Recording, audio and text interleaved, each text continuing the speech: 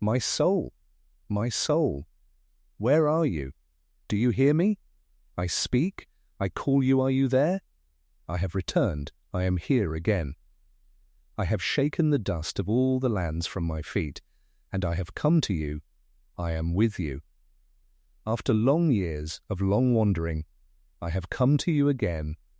These were the words Carl Jung wrote in the depths of what he called his confrontation with the unconscious, a period of intense inner turmoil between 1913 and 1916, where he developed what would become the most powerful tool to access the unconscious mind and achieve wholeness of personality. He called it active imagination. It is a dialogue with different parts of yourself that live in the unconscious.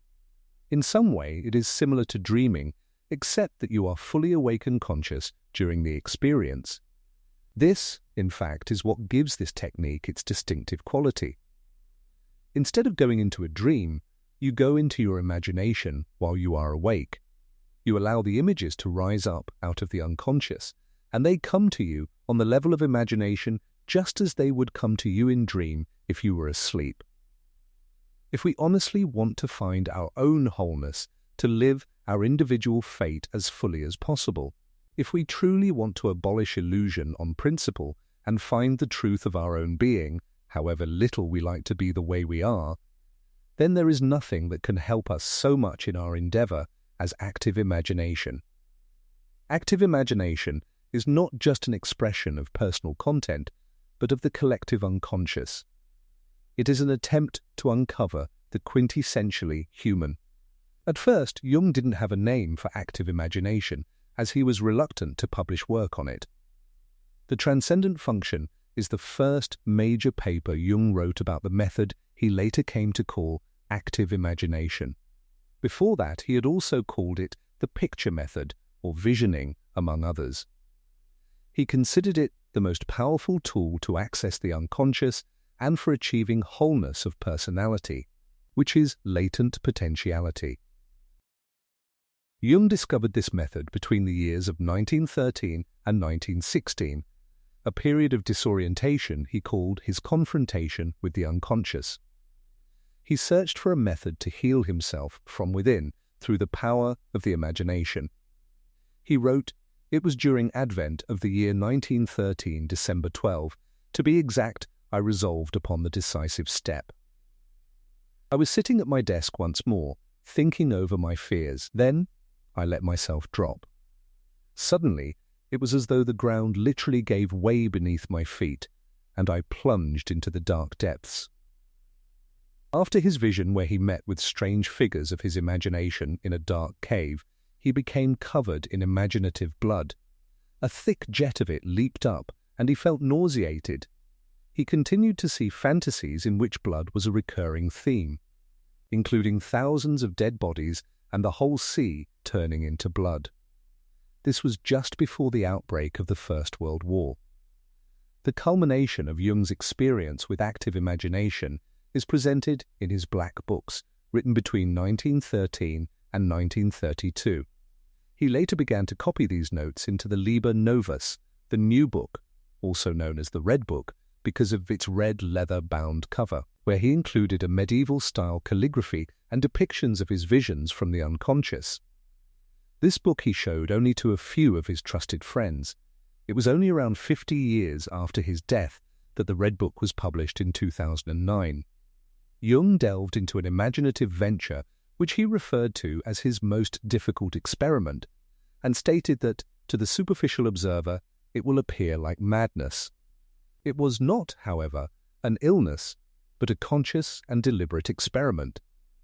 Jung remained firmly grounded in the world with his family and his work as a psychologist, and so did not become overpowered by his unconscious.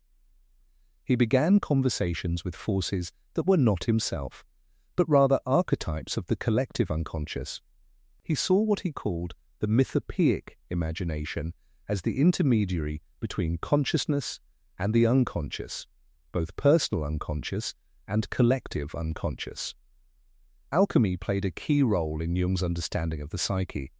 At first he disregarded it as indecipherable nonsense, but he soon realized that the strange symbols present in alchemy came from the same source he was investigating, the unconscious. He continued studying it throughout his life. In his final great work, Mysterium Conjunctionis, completed at the age of 81, Jung describes active imagination as the way to self-knowledge and the process of individuation, to becoming who you are, inspired by the alchemical process of the union of opposites, which in the deepest sense is inner transformation. The alchemical art and its allegories are the drama of our own souls playing out the individuation process on the wheel of life. The important thing in active imagination is to let the fantasies or dreams run their course. Jung explained the process in a letter. The point is that you start with any image, for instance, just with that yellow mass in your dream. Contemplate it and carefully observe how the picture begins to unfold or change. Don't try to make it into something, just do nothing but observe what its spontaneous changes are. Any mental picture you contemplate in this way will sooner or later change through a spontaneous association that causes a slight alteration of the picture.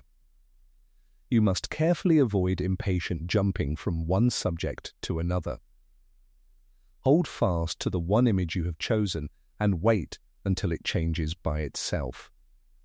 Note all these changes and eventually step into the picture yourself. And if it is a speaking figure at all, then say what you have to say to that figure and listen to what he or she has to say. Thus, you can not only analyze your unconscious, but you also give your unconscious a chance to analyze yourself, and therewith you gradually create the unity of conscious and unconscious without which there is no individuation at all. For most people, the difficulty is in getting the active imagination started. However, there is a fundamental precaution that everyone must take before starting active imagination. Some people may be subject to being so totally possessed by the flow of images that they can't pull out of it. Their minds get lost in the realm of fantasy and can't find the way back to the here and now of the ordinary world. The unconscious is powerful, and if we are going to approach it, we must do so with respect and care. Though it is a solitary experiment, it is advisable to have someone close to you in the beginning in case you become overwhelmed by the imagination, or to consult a competent Jungian analyst before undertaking this technique. In his book, Inner Work, Using Dreams and Active Imagination, the American author and Jungian analyst Robert A. Johnson gives us a guide on how to do inner work, direct ways to approach the unconscious through dreams and active imagination, and discover the hidden depths of our personality, enriching our lives. We will be focusing specifically on how to approach our inner self through active imagination. Although Jung held dreams in high regard, he considered active imagination to be an even more effective path to the unconscious. The difference is this: when you dream, you receive signals from the unconscious, but the conscious mind does not participate. Unless you are experiencing a lucid dream where you are conscious that you are dreaming. In active imagination, by contrast, the conscious mind actively participates. The ego goes into the inner world, walks, makes friends with or fights with the people it finds there. You engage in conversation, exchange viewpoints, go through adventures together, and eventually learn something from each other. A new world with unlimited possibilities. The events take place on the imaginative level, which is neither conscious nor unconscious, but a meeting place, a common ground where both meet on equal terms. It gives rise to the transcendent function, the self, that stands as the synthesis of the two opposites. Active imagination is different from ordinary, passive fantasy. This is daydreaming. It is sitting and merely watching the stream of fantasy that goes on in the back of your mind as though you were at a movie. You do not consciously participate, and thus it is a waste of energy, because the issues do not get resolved. The I must enter into the imaginative act as intensely as it would if it were an external, physical experience. Robert gives an example of a woman who was repainting her house and was unable to sleep because of her obsession with the different colors and designs. she became irritated toward her husband, who couldn't understand her. One night, she entered into a dialogue with an inner being by expressing her mood.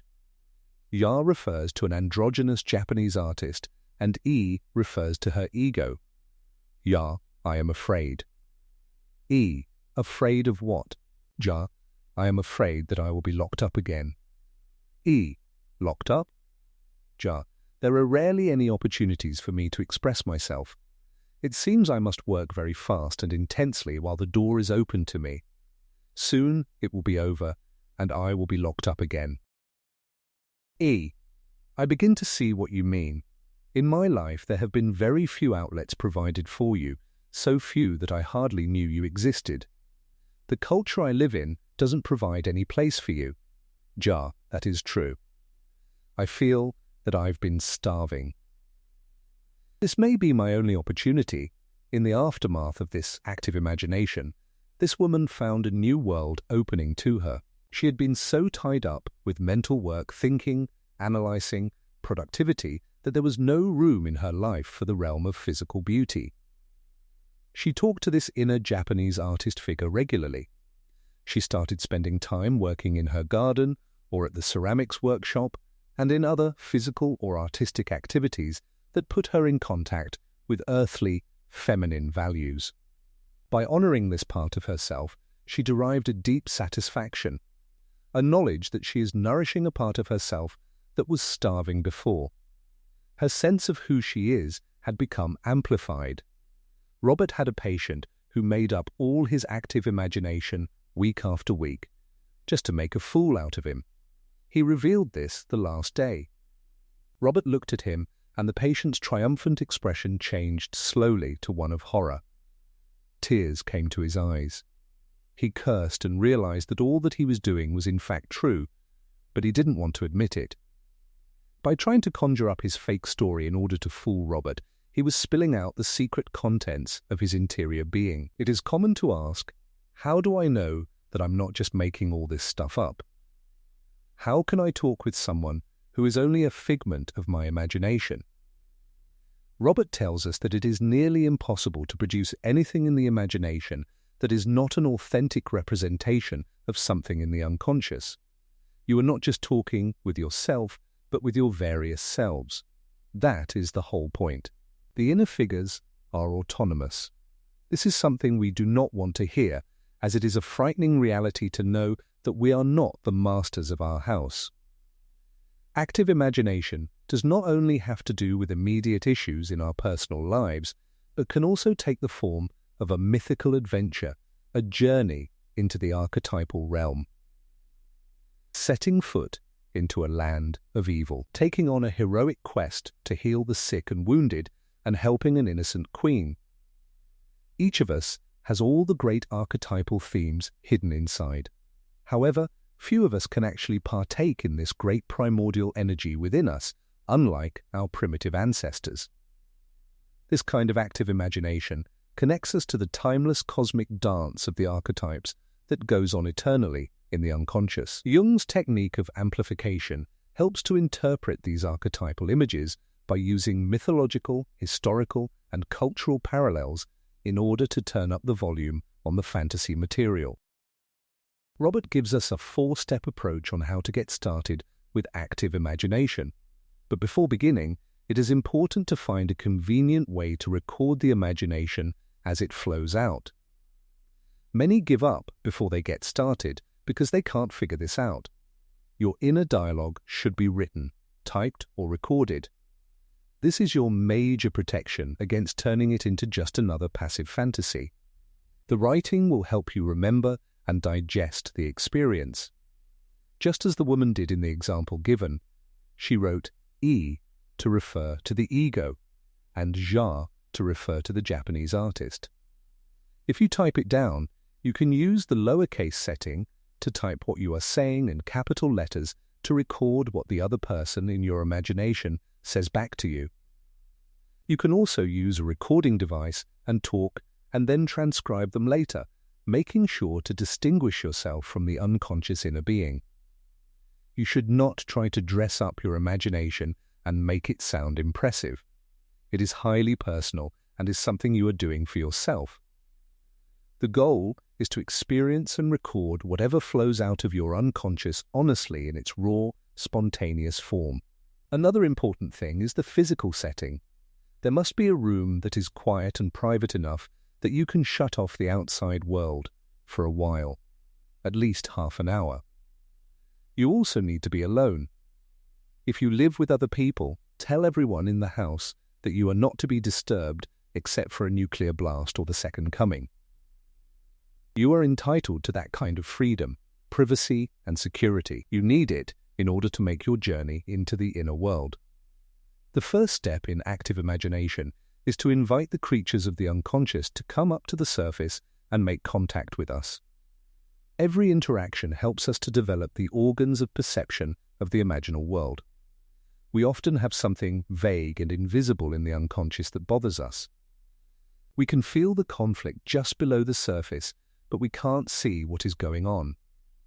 Sometimes it is an inexplicable, free-floating anger. We can't say why we are angry, or at what we just feel it. Moods, worries, depressions, inflations, and obsessions all come within this category. Robert writes, "When this happens, you can go to the unconscious in your imagination and ask the unseen content to personify itself. You can start your active imagination by asking, where is the obsession? Who is obsessed?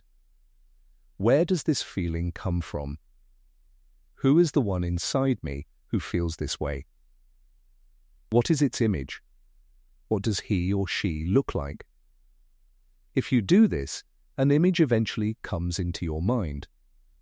We invite the inner persons to start by taking our minds off the external world around us and focusing on the imagination. We can direct our inner eye to a place inside us. Then we wait to see who will show up. To invite the inner figures, we need to empty the ego mind. We clear the mind of all thoughts of the external world and simply wait with an alert and attentive attitude to see who or what will appear. If you see someone, you can begin with asking, "Who are you? What do you want? What do you have to say?" Your dialogue begins. Surrender yourself to the experience and don't try to control or push the imagination in any particular direction. Robert writes, "For me, the seashore is a magical place that often appears in my dreams. When I don't know how to start my active imagination, I frequently go to the seashore in my mind and start walking. Inevitably something happens or someone appears, and then the imagination is launched. There have been a few days when I walked and almost nothing happened. Sometimes you can grow weary walking. But generally, if you go to the inner place and search, you will find someone waiting for you." Jung also found that active imagination could be used for extending dreams. If you have a recent dream that you recall or a recurring dream, you can extend the dream by imagining where the dream left off. This is a legitimate process, as the dream and the imagination come from the same source in the unconscious. It allows you to continue the story, go through the next step the dream is leading toward, and bring the whole issue to a resolution. Curiously, dreaming decreases dramatically when one does active imagination. The issues that would have been presented in dreams are confronted and worked out, for dreams do not waste your time. You have invited the unconscious, the images have risen up into your imagination. Now you are ready to begin the second step, the dialogue. This is to give yourself over to the imagination and letting it flow, to let the inner figures have a life of their own. In your imagination, you begin to talk to your images and interact with them. They answer back. You are startled to find out that they express radically different viewpoints from those of your conscious mind. They tell you things you never consciously knew and express thoughts that you never consciously thought. Jung wrote, "The alterations must be carefully noted down all the time, for they reflect the psychic processes in the unconscious background, which appear in the form of images consisting of conscious memory material. In this way, conscious and unconscious are united, just as a waterfall connects above and below. By focusing on your writing, you concentrate and experience the active imagination more deeply, protecting you from wandering off into passive fantasies that creep in from the edges of the mind.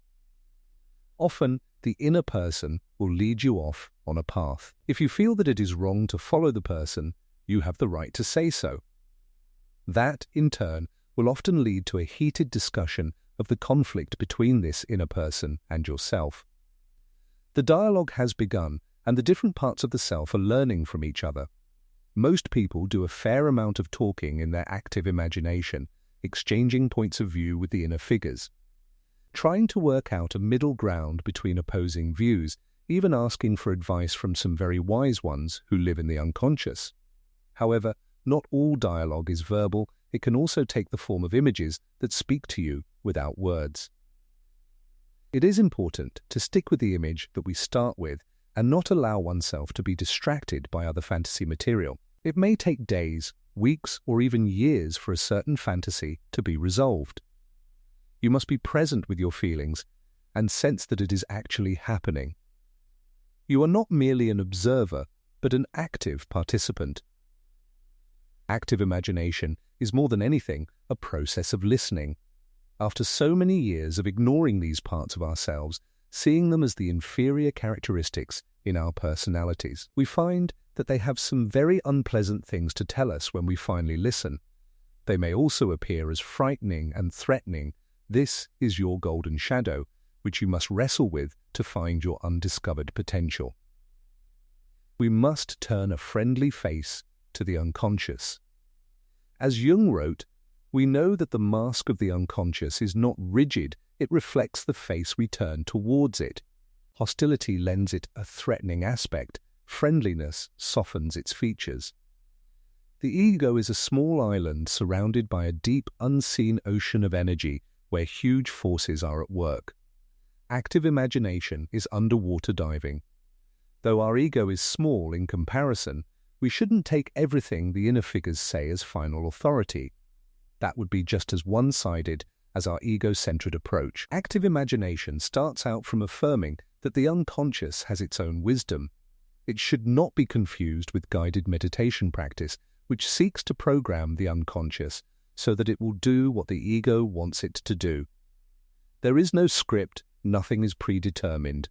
You will have to go your own way, which is both terrifying and exhilarating. You must ultimately walk the path alone. The third step is the values and ethical element our ego must introduce. Ethics is derived from Greek and means proper conduct.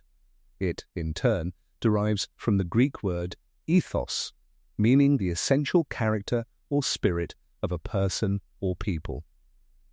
It sets limits in order to protect the imaginative process from becoming inhuman or destructive. The universe is awesome and beautiful, but its forces behave in a way that is amoral.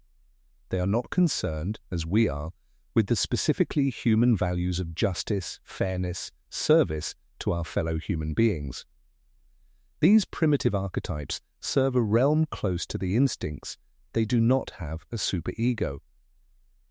And since the creatures who arise in our active imagination are personifications of the impersonal forces of nature, it is we who must bring the ethical into active imagination. But not all archetypes are like this. Some may be concerned with human values by a sense of love and moral responsibility. There is some truth and wisdom in every figure that comes to us in active imagination, and they help us compensate the one-sidedness of our ego. Robert recalls a case where a woman had a dialogue with what appeared to be a wise old man who gave her good insights. However, one day he told her to hand over her purse and keys, symbolizing all her resources and complete control of her life. Robert immediately told her to go back and tell him that she must take her things back, and so she did. Unfortunately, after a year, she went off on an inflation and became a know-it-all, trying to dominate every situation. She became possessed by the trickster archetype and went off a self-destructive path. It is as much the ego's duty to bring a sense of responsibility to the creatures of the inner world as it is for us to tend to the welfare of our fellow humans in the outside world. Jung wrote, "The images of the unconscious place a great responsibility upon a man. Failure to understand them, or a shirking of ethical responsibility, deprives him of his wholeness and imposes a painful fragmentariness on his life." The fourth and last step is the rituals. To bring the active imagination off the abstract level, we must give it the concreteness of immediate physical experience. The most important step of all is for the images of the unconscious to find their place and purpose in one's outer life. An important point here is not to take our inner conflicts and urges and try to live them out externally. For example, if a man is arguing with his inner figure during active imagination, he may go and start up the same argument with his wife immediately afterwards. He will try to live out the imagination externally and literally by projecting on external people. For this reason, it is important that one should not call to mind the image of one's spouse, friend or co-worker and start talking with that person in one's imagination. It is confusing the inner with the outer reality. If asked, the inner figure will almost always cooperate and alter his or her appearance. You can then enter into your dialogue with a clear sense that you are talking with a part of yourself and not an external human being. To incarnate the experience, we must do a physical ritual or integrate what we have learned in our daily life. This can be taking some alone time to be aware of one's feelings, lighting a candle or incense, going for a walk, and directing your eyes on the colors of nature and the sky, reconnecting to the physical world. Or make it into something tangible with sand play, drawing, Play-Doh, and other creative forms. Jung's ritual was the calligraphy and artwork of the Red Book, which occupied him for many years. He took his communication with the unconscious seriously and valued it greatly. Each ritual must be custom, made out of the raw material of your own inner self. Keep your rituals small and subtle, and they will be more powerful. The best rituals are physical, solitary and silent. These are the ones that register most deeply with the unconscious. Our tendency in the West is to make everything abstract, to use wordy discussion as a substitute for direct feeling experience. We have a tremendous need to get our bodies and our feelings involved. Ritual, in its true form, is one of the most meaningful channels for our awe and sense of worship. This is why ritual came spontaneously into being among humans in all parts of the earth. This is why modern people who are deprived of meaningful ritual feel a chronic sense of emptiness. They are denied contact with the great archetypes that nourish our soul life. Active imagination is not a passive exercise, nor an escape into fantasy. It is the deliberate descent into the dark depths Jung spoke of on that December evening in 1913, when the ground gave way beneath his feet. It is the willingness to meet the strangers within, to listen when they finally speak, and to bring their wisdom back into the daylight of our ordinary lives. It is, in the end, the long walk back to the soul we left behind, the soul that has been calling us all along, asking only that we return, that we listen, and that we remember who we are.